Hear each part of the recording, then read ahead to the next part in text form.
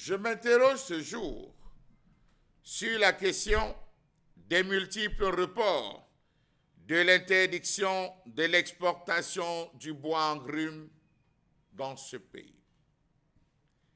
Après un premier report de janvier 2022 à janvier 2023, puis un deuxième report à une date qui n'avait jusqu'ici pas encore été précisée, les 6 pays de la Communauté économique et monétaire de l'Afrique centrale, CEMAC, auquel s'est joint la République démocratique du Congo, viennent de convenir d'une nouvelle date d'entrée en vigueur de la décision d'interdire les exportations du bois en grumes.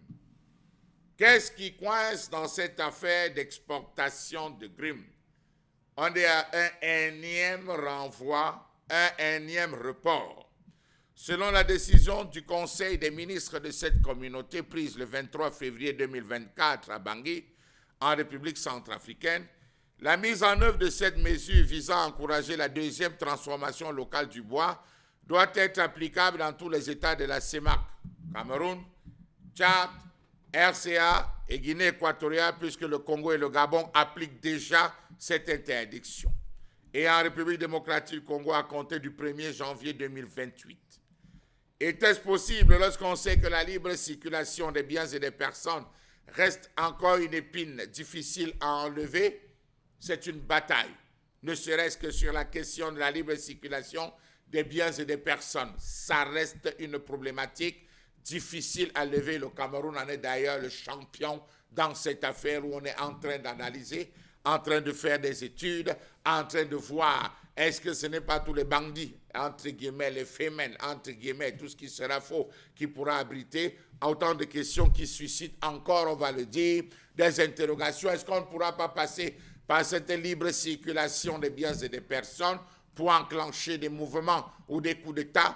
Autre question. Comment comprendre qu'une telle décision, loin d'être mise en application de manière unilatérale, a trouvé souplesse auprès des États qui estiment que chacun des pays est chargé de la mettre progressivement en œuvre dès le 1er janvier 2025. Ça veut dire qu'en fait, il n'y aura véritablement pas application de cette mesure, interdiction d'exportation des grumes. Parce qu'on dit chacun des pays concernés est chargé de la mettre progressivement.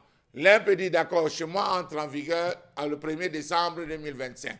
L'autre dit, bon, je pourrais voir en 2026. On a dit à partir de 2025. Ça suppose qu'on est encore en train de jouer à un dilatoire.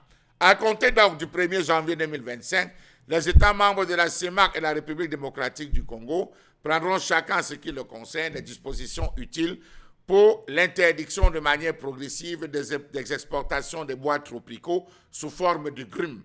L'interdiction mentionnée à l'alinéa précédent s'étend également de façon absolue à tous les États concernés à compter du 1er janvier 2028. Toutefois, les exportations sous forme de grumes restent autorisées entre les pays de la CEMAC ainsi qu'avec la République démocratique du Congo afin d'encourager les échanges industriels dans le cadre de l'activation des chaînes de valeur transfrontalières. Peut-on lire dans la décision signée par le professeur Richard Filakota. Allez au Gabon.